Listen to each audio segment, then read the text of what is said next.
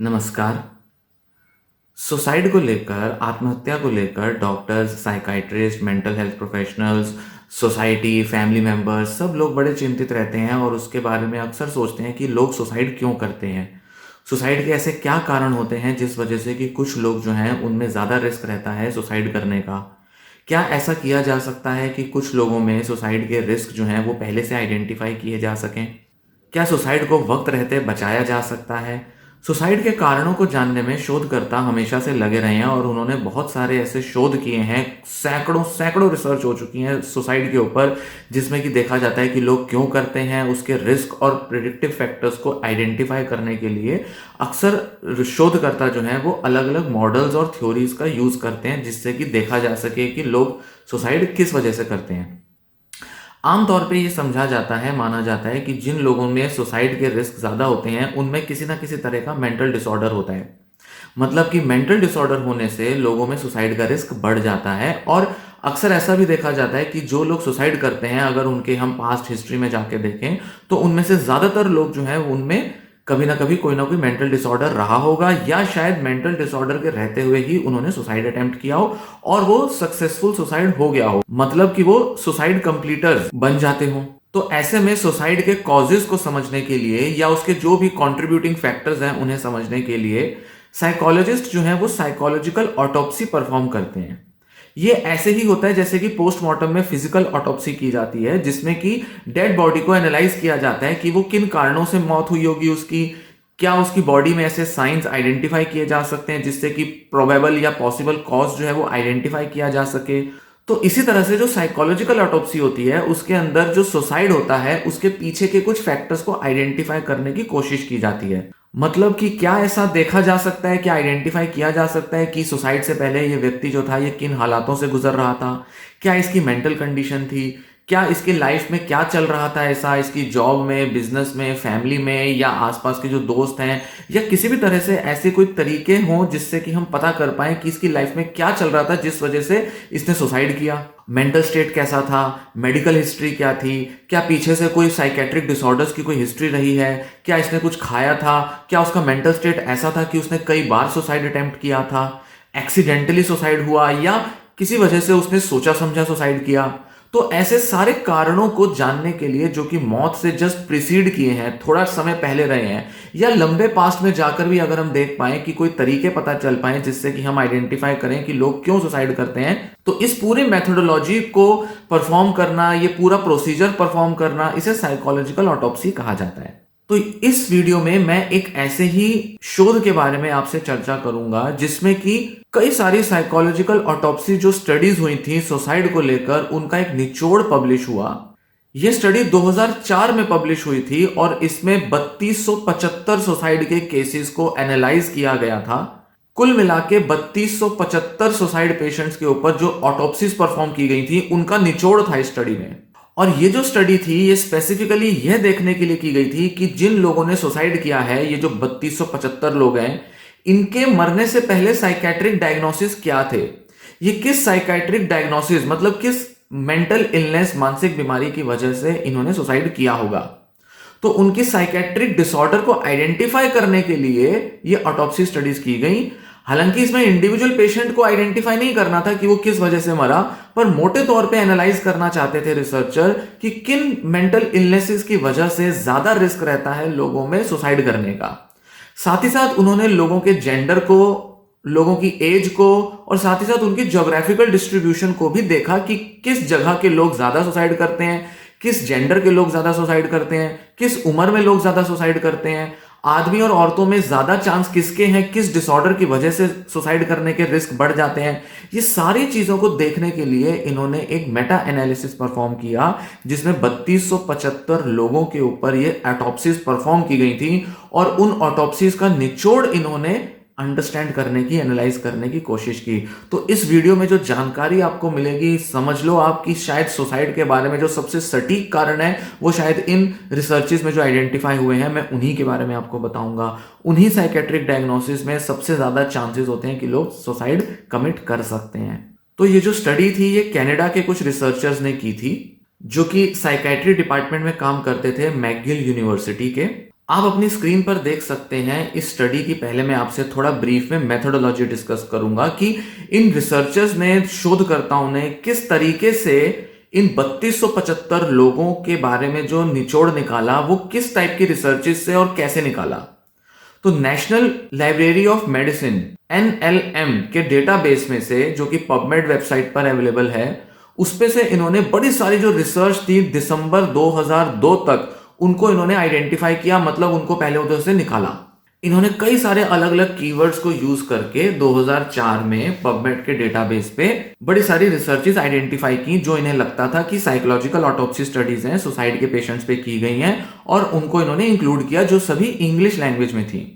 सबसे पहली जो ऑटोप्सी स्टडीज थी सुसाइड को लेकर वो 1959 में और 1974 में की गई थी। रॉबिन्स के एक ग्रुप था रिसर्चर्स का जो कि नॉर्थ अमेरिका में की गई थी, और बैराक्लॉग करके थे एक रिसर्चर, उनकी टीम ने यूरोप में ये स्टडी की थी। 1959 और 1974 आप लगा लो कि उसके बाद से दिसंबर 2002 तक जितनी भी स्टडीज थी वो इन रिसर्चर्स ने अपनी 2004 की स्टडी में इंक्लूड कर दी, सारी स्टडीज जो अब तक हो चुकी थी। तो शुरू में तो इन्होंने 152 ऐसी रिसर्च थी जिनको आइडेंटिफाई किया।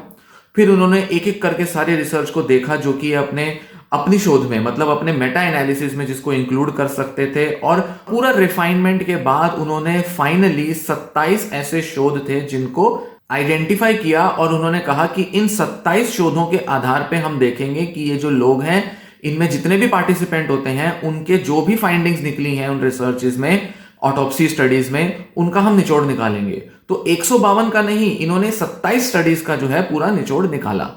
तो इसमें कुल 3275 लोग शामिल थे जिनकी सुसाइड के बारे में स्टडीज की गई थी, और करीब करीब हर स्टडी में औसतन तौर पे, एवरेज तौर पे हम कहेंगे कि 121 केसेस के बारे में तो बताया ही गया था। किसी में ज्यादा होंगे तो किसी में कम होंगे, तो करीब करीब 121 सुसाइड केसेस पर तो हर स्टडी में रिसर्च की ही गई थी इन 27 में जितने भी लोगों को लिया गया होगा। इन्होंने इन सभी स्टडीज में जैसे भी एनालाइज किया, पहले उसको पढ़ा, समझा, और 23 अलग अलग वेरिएबल्स को आइडेंटिफाई किया जिन वेरिएबल्स के बेसिस पे ये सुसाइड को एनालाइज करना चाहते थे, जो कि उसके बारे में समझना चाहते थे कि भाई ये जो सुसाइड है ये किन साइकेट्रिक डायग्नोसिस से हुआ होगा, कहाँ के लोग होंगे। जैसा मैंने आपको बताया कि ये एनालाइज करना चाहते थे कि किन कारणों की वजह से शायद लोगों ने सुसाइड किया होगा, किस फैक्टर का ज्यादा कंट्रीब्यूशन था, ये देखना चाहते थे। तो इसके लिए उन्होंने 23 वेरिएबल्स आइडेंटिफाई किए, जिसमें से 16 जो थे वो तो उनकी मानसिक बीमारियों के थे, मतलब 16 अलग अलग कैटेगरीज मेंटल डिसऑर्डर्स की उन्होंने आइडेंटिफाई कर ली। 3 वेरिएबल्स जो थे वो डेमोग्राफिक डेटा बताते थे, मतलब वो कहां को बिलोंग करते हैं, कौन से continent, Asia, America, north America, Canada, Europe, Australia किधर है, ये उन्होंने आइडेंटिफाई किया। उनके जेंडर को आइडेंटिफाई किया और उनकी एज को आइडेंटिफाई किया। साथ ही साथ और 4 वेरिएबल्स उन्होंने आइडेंटिफाई किए जो कि स्टडी के मेथोडोलॉजी के बारे में था। इन 27 शोधों में कुल मिलाकर 933 आदमी और 462 औरतें जो थी वो आइडेंटिफाई हुई। ये कम इसलिए थे क्योंकि बहुत सारी स्टडीज में लोगों के जेंडर्स को मेंशन ही नहीं किया गया था, उनका कोई उल्लेख नहीं दिया गया था। अब आप अपनी स्क्रीन पर देखेंगे कि 14 शोध जो थे वो यूरोप में हुए थे जिनमें 1488 सुसाइड के मामले थे। 7 शोध जो थे वो नॉर्थ अमेरिका में हुए थे जिसमें 794 सुसाइड केसेस थे। 3 ऑस्ट्रेलिया में हुई थी स्टडीज जिसमें 258 सुसाइड केसेस थे, और 3 एशिया में हुई थी स्टडीज जिसमें 735 सुसाइड के मामले शामिल थे। तो इस तरह से ज्यादातर स्टडीज जो है वो हम देखते हैं कि यूरोप में हुई और अमेरिका में हुई, और थोड़ी सी स्टडीज ऑस्ट्रेलिया और एशिया में हुई हैं। तो ये था इनका पूरा मेथड जिसमें कि उन्होंने 3275 लोगों को लिया, 27 स्टडीज थी, और ऐसे ऐसे उनके जेंडर का और उनके यूरोप में कितनी कहां कैसे स्टडीज हुई, ये सारा डिस्ट्रीब्यूशन था। अब हम बात करेंगे फाइनली कि इनके रिजल्ट्स क्या है, इनकी फाइंडिंग्स क्या है, क्या इन्होंने देखा अल्टीमेटली कि ये जो इतने सारे लोग थे, इनको जो इन्होंने इतनी सारी ऑटोप्सी स्टडीज की थी, उनके बारे में इतने सारे मेंटल डिसऑर्डर्स को उन्होंने स्टडी किया था, उसका अल्टीमेटली रिजल्ट क्या निकला। ऐसा पाया गया कि 87.3% जो सुसाइड केसेस थे उनको एटलीस्ट एक साइकेट्रिक बीमारी तो थी। 14% केस जो थे उनके बारे में किसी तरह का साइकेट्रिक डायग्नोसिस इन रिसर्चेज में मेंशन नहीं किया गया था। तो ऐसे में हम कहेंगे कि 14% जो लोग थे जिन्होंने सुसाइड कमिट किया था उनके साइकेट्रिक डिसऑर्डर का कोई डेटा हमारे पास मौजूद नहीं था। तो हम ये देखेंगे कि 87% लोग बहुत बड़ा नंबर है जो कि देखा गया कि इतने सारे लोगों में कोई ना कोई मेंटल डिसऑर्डर था। वो मेंटल डिसऑर्डर कौन से थे उसके बारे में हम आगे बात करेंगे। अब आमतौर पर जैसे कि माना जाता है कि सुसाइड जो होता है वो शायद डिप्रेशन की वजह से होता है। ज्यादातर लोग जो डिप्रेस्ड होते हैं वो सुसाइड करते हैं। इस रिसर्च में भी ऐसा ही पाया गया कि उन 27 स्टडीज में जो 3275 लोग थे, उनमें 43.2% जो सुसाइड केसेस थे उनमें अफेक्टिव डिसऑर्डर्स थे, मतलब मूड रिलेटेड डिसऑर्डर्स थे, जिसमें डिप्रेशन आता है, डिस्थाइमिया आता है, बाइपोलर डिसऑर्डर आता है, मेजर डिप्रेसिव डिसऑर्डर, साइक्लोथाइमिया एक डिसऑर्डर होता है। ये सारे जो अलग अलग डिसऑर्डर्स थे वो शामिल थे। तो 43% लोगों में मूड डिसऑर्डर्स पाए गए। 25.7% जो लोग थे जिन्होंने सुसाइड किया था उनको सब्सटेंस अब्यूज से रिलेटेड प्रॉब्लम्स थी, मतलब वो किसी ना किसी तरह का नशा करते थे और उस नशे की उनको लत थी और वो आइडेंटिफाइड थे, मतलब कि उनको डायग्नोसिस भी मिला होगा और शायद उन्होंने इलाज भी लिया होगा। 16.2% केसेस में पर्सनैलिटी डिसऑर्डर्स का उनको डायग्नोसिस मिला हुआ था। अब पर्सनैलिटी डिसऑर्डर्स भी एक बहुत बड़ा रिस्क फैक्टर होते हैं सुसाइड करने का, क्योंकि इसमें इंपल्सिविटी बढ़ जाती है, जिसमें कि व्यक्ति अपने ऊपर सेल्फ हार्म करने के कई सारे अटेम्प्ट करता है और ऐसे में खुद की जान भी ले सकता है। और पर्सनैलिटी डिसऑर्डर साथ ही साथ क्रिमिनल बिहेवियर, क्रिमिनल टेंडेंसी के भी काफी हद तक प्रिडिक्टर होते हैं। तो इस स्टडी में हमें क्या मिला कि अलग अलग तरह के जो पर्सनैलिटी डिसऑर्डर होते हैं, जो कि करीब 10 होते हैं, उन सभी में से किसी ना किसी को जो डायग्नोसिस मिला हुआ था वो 16.2% लोगों में मिला हुआ था। इसके बाद जो साइकोटिक डिसऑर्डर्स होते हैं, जैसे कि स्किज़ोफ्रीनिया होता है, डिल्यूजनल डिसऑर्डर होते हैं, इनके मामले जो थे वो 9.2% केसेस में थे। मतलब साइकोटिक डिसऑर्डर से सफर करने वाले लोग भी काफी बड़ी संख्या में थे। कह सकते हैं कि 9 से 10% लोग स्किज़ोफ्रीनिया से पीड़ित थे। और स्किज़ोफ्रीनिया को भी काफी बड़ा एक रिस्क फैक्टर समझा जाता है सुसाइड का। तो ये जो सारी परसेंटेजेस बताई, इससे हमें क्या देखने में आता है कि जिन लोगों ने सुसाइड किया था उनमें से ज्यादातर लोगों को मूड डिसऑर्डर्स और एडिक्टिव डिसऑर्डर्स, नशे की बीमारियों की जो डायग्नोसिस थे वो मिले हुए थे।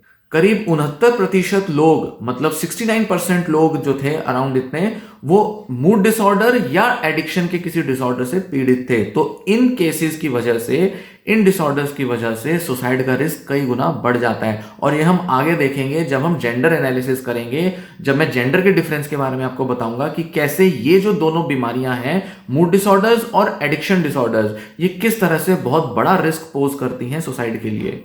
अब आप अपनी स्क्रीन पर देखें कि जो नशे की जो बीमारियां थी, अलग अलग समस्याएं थी, उनमें 41.8% जो थे वो तो पुरुष थे, मेल्स थे, और 24% महिलाएं थी। मतलब ज्यादातर जो थे वो आदमी थे जिन्होंने नशे की बीमारी का, जिन्हें डायग्नोसिस मिला था।